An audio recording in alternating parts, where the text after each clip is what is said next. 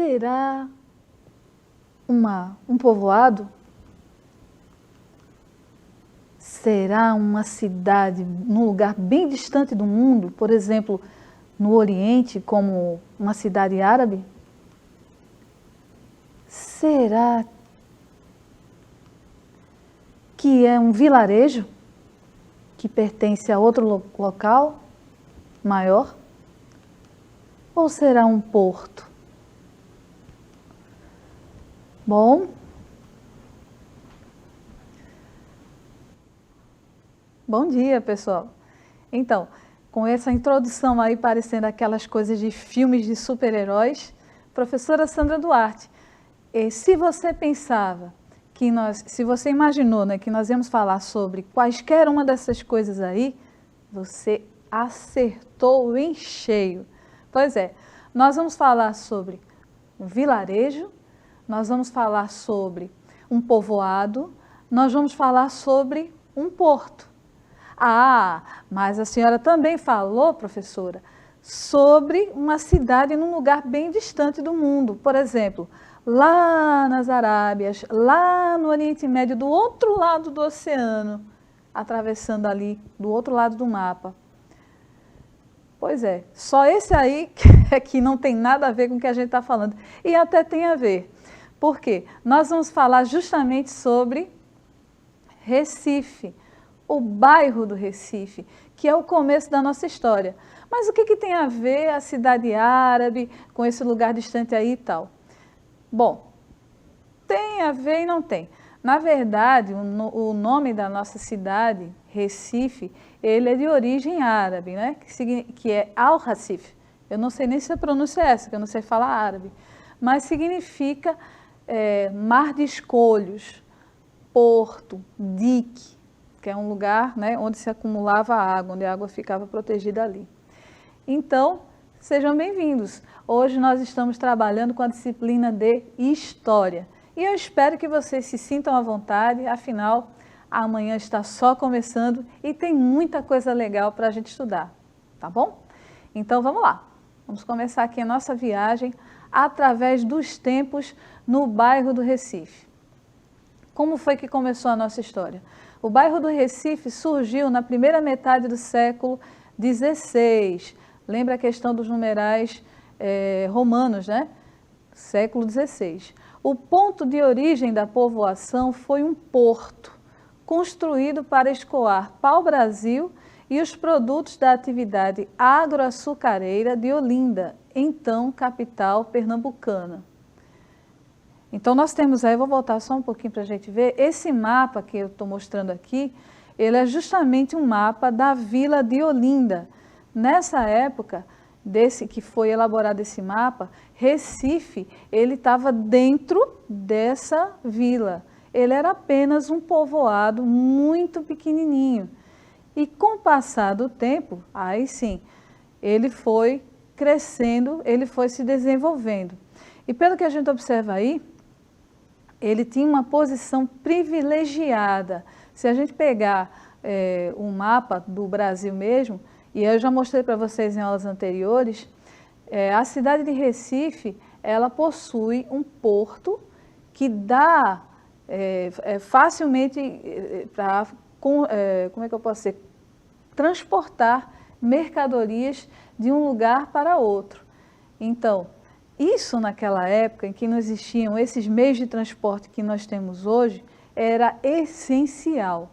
A maior parte dos transportes a longa distância era feito por caravelas, que eram um tipo de navio, né, que transportava essas coisas. Então, o Recife tinha um porto muito importante nessa época, que servia para o escoamento de materiais como pau-brasil, e logo depois da cultura da cana-de-açúcar, quando ela veio para aqui, para o Nordeste, eles trabalhavam também, transportavam também essa cana-de-açúcar, toda essa produção para ser refinada na Europa, lá do outro lado, subindo ali o Oceano Atlântico, né, do outro lado, tá certo? Então vamos seguir aqui no nosso passeio através da história do bairro do Recife, que é o assunto que a gente está falando nessa manhã. Então vamos seguindo instalado o porto, como está falando aqui, em seguida, foi a primeira coisa que foi instalada na nossa cidade, o porto, para poder haver a movimentação, o escoamento de produtos. Então, assim que esse porto foi instalado, houve a necessidade de construir depósitos para armazenar essas mercadorias. Também foram erguidas as casas para servir como residências dos moradores portuários. Gente, o próximo slide vai falar um pouquinho mais, mas eu daqui a pouco vou falar um pouco sobre isso. Era o arrecife dos navios que iniciava as atividades. Então, é uma coisa bastante interessante que a gente precisa frisar, essa questão aí do Recife, né? Como falo, o nome da nossa cidade era Arrecife dos Navios mesmo, porque era apenas uma moradia de marinheiros e pessoas que trabalhavam diretamente com o transporte da cana-de-açúcar para outros lugares, né, através também desses navios. Agora, interessante também notar é que nessa época, nos estudos que eu estava fazendo para chegar até essa aula de hoje, Recife, a área ocupada de Recife, era um pouco maior do que um estádio de futebol. Desculpa, um estádio não, um campo de futebol. Tem uma diferença, o estádio é toda a área que cobre ali o lugar onde os times vão jogar, onde fica a plateia e tudo, as arquibancadas. No caso de Recife, era a área do campo mesmo, então era um pouco maior do que isso. Um campo de futebol, ele tem em torno de 8.000 e alguma coisa, aproximadamente 8.000 metros. Recife tinha como área ocupada um pouco mais do que isso. Então, veja só, era um lugar pouco habitado, de fato, naquela época. Então, o que acontecia?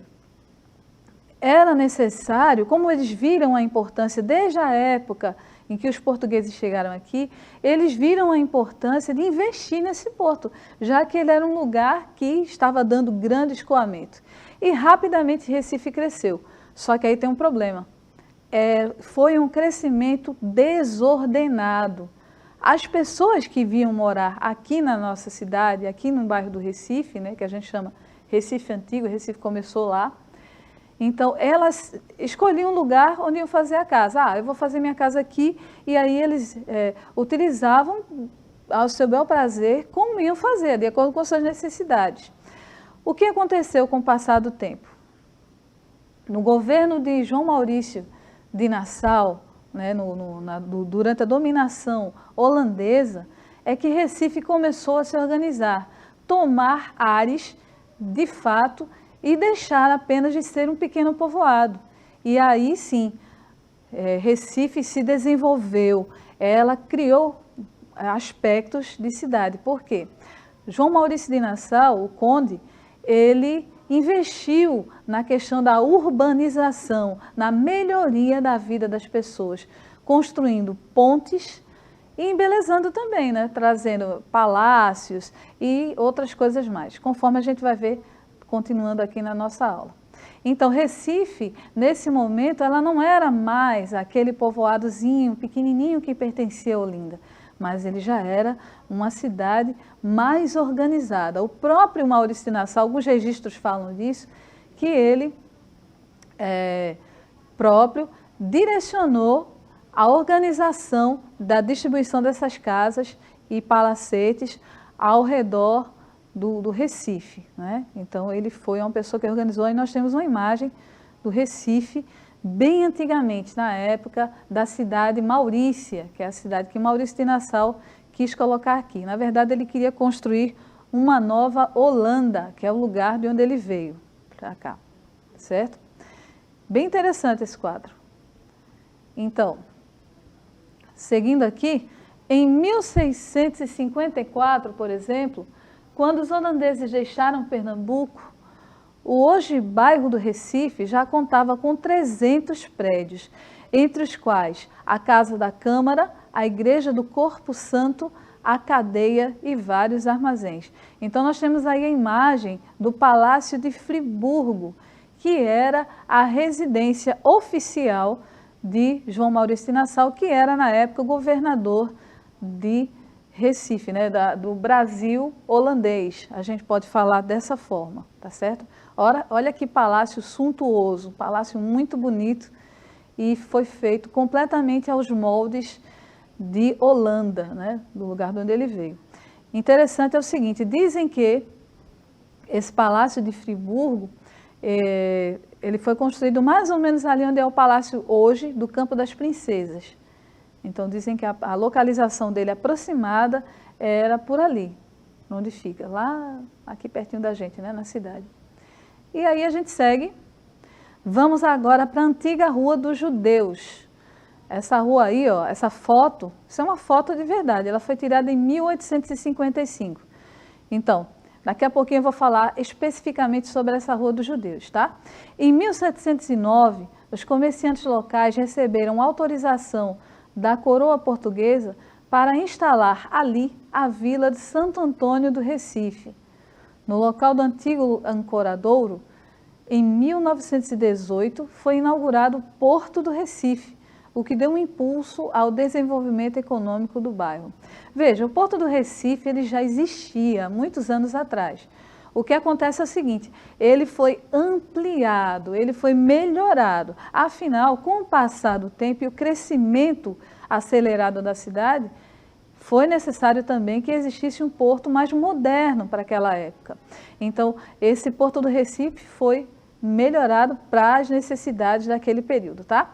Lembra que eu falei que eu ia comentar sobre a antiga Rua dos Judeus? Pois é, essa rua, como está dizendo aí, ela fica na vila no bairro do Recife, né?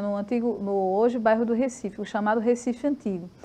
E assim, o que acontece é o seguinte, como eu falei, essa foto foi tirada em 1855 e no século, aí a gente vai seguir um pouquinho, olha que cena de destruição, gente. Parece que passou uma guerra mundial aí, a pior catástrofe do mundo. Se você pegar fotos de guerras antigas, né, por exemplo, a Segunda Guerra Mundial, a Primeira Guerra Mundial, onde houve destruição em massa, essa cena aí não fica muito diferente não. Mas sabe que lugar é esse, gente? Vou dizer para vocês não vão acreditar. É o Recife Antigo. Assustador, né? Pois é. O que foi que aconteceu com o Recife Antigo que ficou dessa forma aí? O que acontece é o seguinte, os governos daquela época, no início do século XX, lá pelos anos de 1900 e alguma coisa, eles tiveram uma ideia de transformar os antigos casarões que existiam na nossa cidade em algo moderno, em algo que atraísse os estrangeiros para cá, que não fosse apenas uma cidade como uma cidade do interior. Eles queriam que fosse uma cidade grande, uma cidade moderna. Afinal, iam chegar outras formas de transporte que já estavam se desenvolvendo no mundo. E eles queriam seguir esse padrão seguido, por exemplo, na França, que era um país super desenvolvido na época, que todo mundo queria fazer igual, até na roupa, o pessoal queria imitar a roupa francesa. O povo queria imitar também o povo lá da Inglaterra, lá do outro lado do oceano, lá subindo no mapa, né? Do Oceano Atlântico lá pela Europa.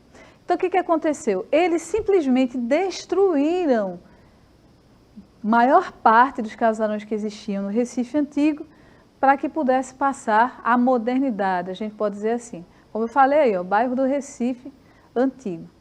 Hoje é uma coisa tão bonita, né? Agora nós vamos conhecer algumas coisas e lugares do Recife, tá? O título da aula de hoje é Patrimônio Histórico, então nós vamos conhecer alguns desses patrimônios históricos da nossa cidade. Vamos começar com o Palácio de Friburgo. Eu já tinha falado sobre ele um pouco antes, né? Ele foi construído como moradia oficial do governador Conde Maurício de Nassau durante o período de ocupação holandesa aqui na nossa cidade. Era um palácio bastante bonito, bastante suntuoso, até parecia uma igreja, né? Se a gente observar bem ele, mas foi feito nos moldes de Holanda, certo? Apesar de Maurício de Nassau não ser holandês, ele era alemão, mas ele vivia muito tempo lá na Holanda e trouxe os hábitos de lá para a nossa cidade. O Recife foi palco da inauguração do primeiro sistema urbano de transporte sobre trilhos da América Latina, a chamada Machambomba. É engraçado, né? Quando as pessoas tentam pronunciar uma palavra em outro idioma e não conseguem, elas falam do jeito que ouvem. Então era o machine pump. Machine pump. Era Machambomba, né? O tipo do transporte. Que é esse transporte que nós estamos vendo aí na imagem. Isso é uma foto real do Recife Antigo, tá? Antes, o sistema de transporte era atendido por canoas e, para as pessoas que eram mais ricas, os mais abastados, cavalos e carruagens. A viagem de Machambomba era metade do preço da viagem de carruagem e terminava às 21 horas. Então, esse fato determinou a mudança do fechamento. Então, todas as lojas, todo o comércio, ele funcionava em torno dos meios de transporte. Como naquela época de antigamente, as pessoas mais pobres só andavam de canoa, a iluminação era muito fraca, então todo o comércio daquela época funcionava até às 18 horas. Então o que acontece? Quando essa Machambomba ela foi trazida aqui para a nossa cidade, todo o comércio se esticou até às 21 horas. Veja a mudança de vida, né? As pessoas deixaram de pensar enquanto cidade do interior e agora tinham o pensamento de cidade grande, de cidade importante. Vocês já ouviram falar que tem cidades no mundo, né, que são conhecidas como cidades que nunca dormem? Então, Recife, ele estava começando a se transformar numa cidade que nunca dorme, ou que dorme pouco, né, no caso, de tanto trabalho que tem, de tanta gente. E aí nós temos o símbolo maior da liberdade religiosa durante o governo de Maurício de Nassau, que é a sinagoga. É a primeira sinagoga das Américas. Eu acho que se pronuncia assim, ó, Kahal Zur Israel. Ela foi construída durante o governo holandês. E como nós sabemos, o Maurício de Nassau, ele deu abertura religiosa a todos os povos que tivessem interesse em vir para o Brasil. Judeus, católicos, protestantes. Então, pessoas de vários tipos de religião poderiam vir aqui para o Brasil, que o governador na época, ele tinha esse respeito pela questão da religiosidade. Então, hoje tem aí a sinagoga, ela ainda existe, não como uma sinagoga talvez, mas como um local como um museu. Ele tem lá exibições de obras de arte e outras coisas. E aí a gente segue o nosso passeio pela cidade e nós temos um Marco Zero. Quem não conhece o Marco Zero? Nós vimos em fotos anteriores, essa é uma foto mais recente, e como o próprio nome está dizendo, Marco Zero, ele indica o ponto inicial do Recife. E através da Rosa dos Ventos, pintada no chão, podemos nos localizar em relação a qualquer lugar do estado. Certo? A Rosa dos Ventos é um instrumento que fica geralmente nas bússolas e indicam a posição dos pontos cardeais. Então, você vai saber se é mais a leste, se é mais a oeste, norte, sul e os outros pontos também indicados lá. Então, fica mais fácil de você saber onde fica determinado lugar do Brasil através da Rosa dos Ventos, que tem lá no chão do Marco Zero. É um desenho bem grande, não tem como a gente não ver, tá? É um lugar muito importante, o Marco Zero, onde começou a nossa cidade. E aí nós temos outro lugar muito bonito também, que é o Forte do Brum. O Forte do Brum, como ele fala, ele foi primeiramente chamado de Forte de São Jorge, aproximadamente em 1595, no Brasil colônia. Ele foi criado nesse período mais ou menos. Durante o governo holandês, em 1630, recebeu o nome atual, em homenagem ao governador Johan Bruyne. Então, provavelmente esse nome Brum foi uma forma que as pessoas conseguiram de falar o nome do estrangeiro, né? Como eles não sabiam falar, então falaram Brum e aí esse nome pegou até hoje. É um forte também muito importante que teve muitas coisas lá essenciais para a história não somente do Recife, mas do Brasil como um todo. É legal que a gente conheça. Se tiver oportunidade, dá uma passadinha lá no Forte do Brum. É história viva. Então vamos seguindo. Nós temos agora a antiga Bolsa de Valores de Pernambuco. Ela foi construída no início do século XX, lá pelos anos de 1900 e alguma coisa. Funcionou por mais de 60 anos com essa função. Em 2008 foi tombado como patrimônio histórico nacional e atualmente é a Caixa Cultural. É um lugar, como o próprio nome fala, de exposições, de esculturas, de obras de arte diversas. É um lugar muito bonito, também vale a pena visitar. Fica lá no Recife Antigo, bem pertinho aqui da gente, tá bom? E aí nós temos o famoso Cais do Sertão.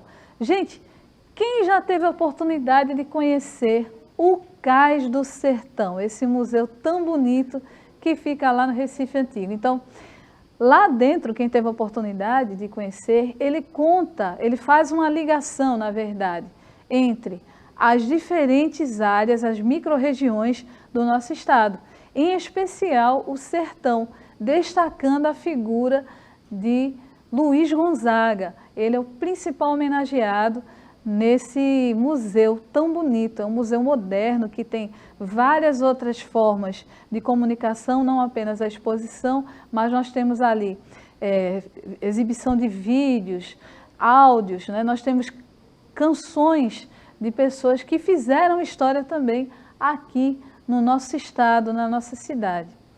Então vejam, de todos esses lugares aí que nós conhecemos, nessa nossa viagem hoje da aula de História, nós reconhecemos que cada um deles tem uma história para contar, seja do passado, lá longe, e a gente pode observar como a nossa cidade mudou no decorrer desse tempo, como o bairro do Recife se desenvolveu, como ele cresceu nesse meio tempo, né? Desde a invasão holandesa, a invasão portuguesa também, e até os nossos dias. E a gente vê que tudo isso Recife precisou para ser essa cidade tão importante, uma das maiores cidades do Brasil. Então, tudo isso, esse crescimento também se deve ao respeito às coisas, aos nossos patrimônios, né? Aos patrimônios históricos. Então, nós conhecemos alguns prédios, alguns lugares, e quase que essa história foi destruída por causa de pensamentos modernos, né? Então, a gente precisa ter muito cuidado e devido respeito por todas essas obras de arte que nós temos aqui na cidade, que remetem à história dos antigos, né? Afinal, nós estamos aqui hoje por causa de tudo que aconteceu no passado. A história é algo valioso e a gente precisa reconhecer isso. E aí, vamos lá.